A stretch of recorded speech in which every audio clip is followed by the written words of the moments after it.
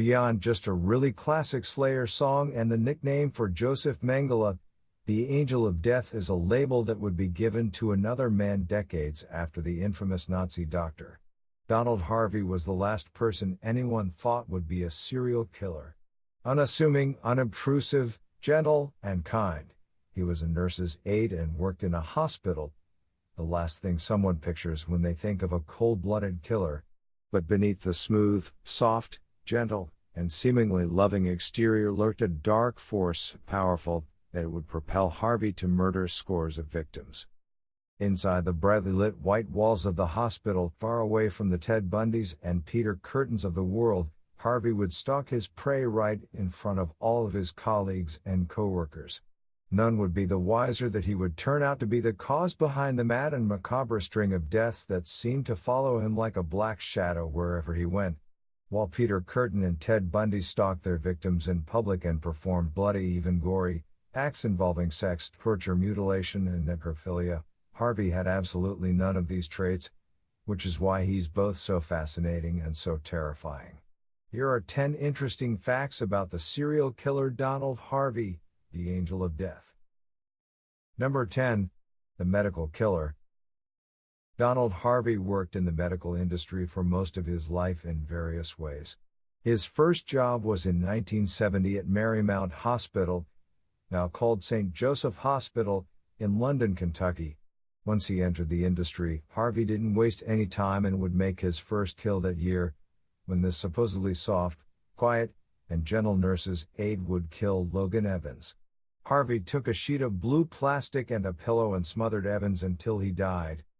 After killing Evans, Harvey cleaned him up and notified the nurse on duty as if he had no part whatsoever in the murder.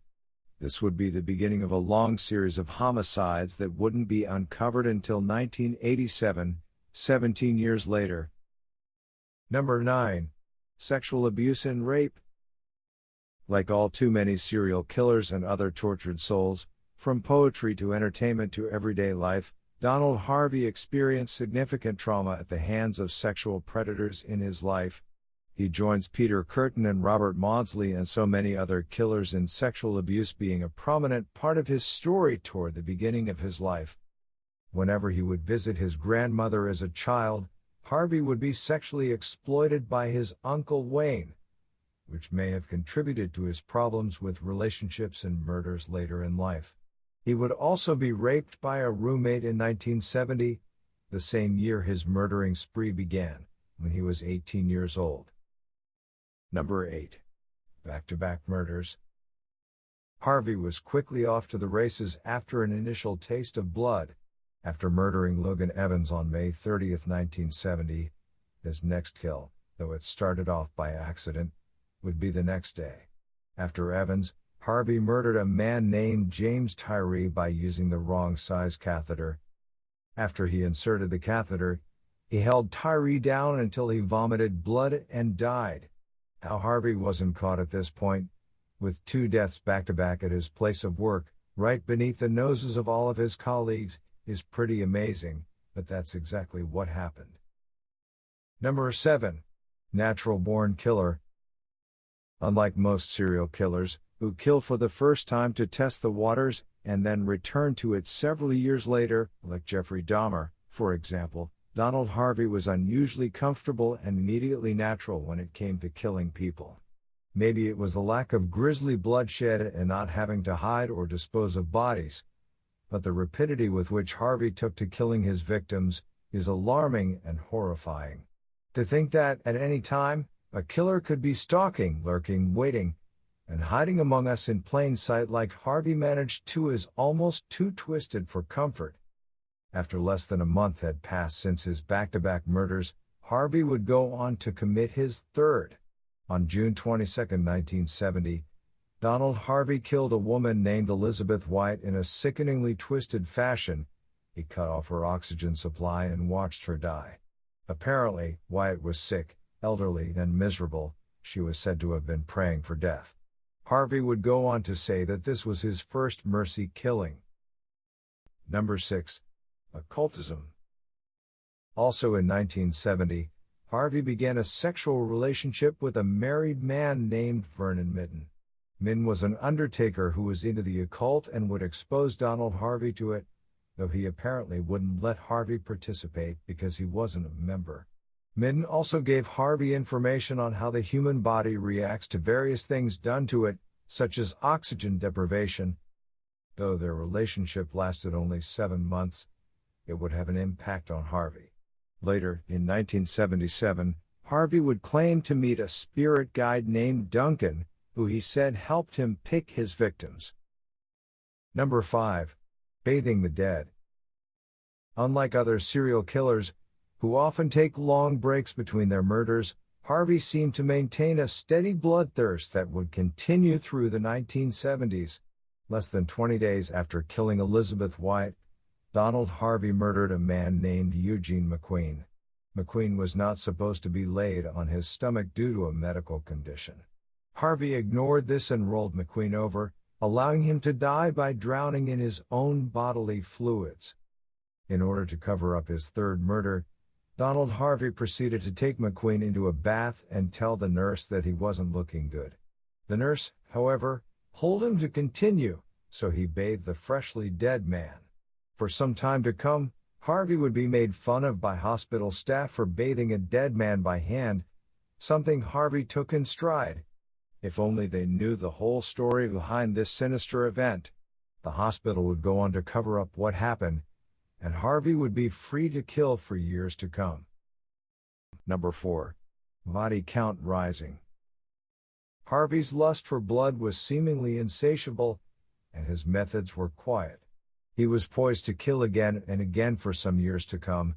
With 4 victims under his belt, the angel of death was completely comfortable in his own skin, operating and murdering within the confines of the hospital, where no one could hear his victims scream. The hospital also provided the most excellent cover, as it's a place where death is commonplace and doesn't seem so out of the ordinary. There were no missing persons reports or faces plastered all over the television. It turns out the perfect cover for murder was a combination of a benevolent facade and the willingness to murder in plain sight.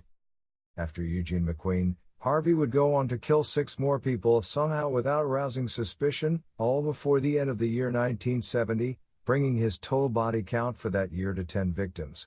Harvey would eventually claim to have murdered 87 people. He was convicted of 37 murders, though some have estimated that he may have killed as many as 57. Number 3. Various methods.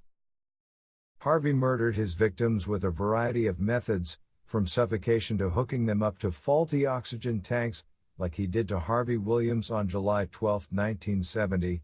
He also experimented with other methods and was an avid user of poisons, using both cyanide and arsenic to take the lives of helpless hospital patients who were supposed to be under his care.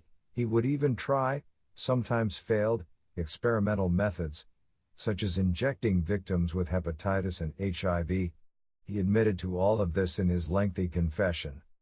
He killed one victim, Ben Gilbert, by sticking an oversized catheter into him and then proceeding to stick a coat hanger through the catheter and into Ben. After his bladder and bowels were punctured, Gilbert went into shock and died. Harvey simply disposed of the catheter and the coat hanger and went on with his life. Number 2. Neighbors and lovers. Donald Harvey would claim the lives of many people at the hospitals he worked at over the course of his career as a crazed murderer. After 10 years of killing in hospital settings, with patients as helpless, innocent victims, Donald Harvey began another romantic relationship with a man named Doug Hill. The couple's relationship would be strained and filled with fights. Hill would be the first person in Harvey's personal life that he would try to kill. He attempted to poison Hill by putting arsenic in his food. Harvey would later poison another man he found himself in a relationship with by the name of Carl Hohler.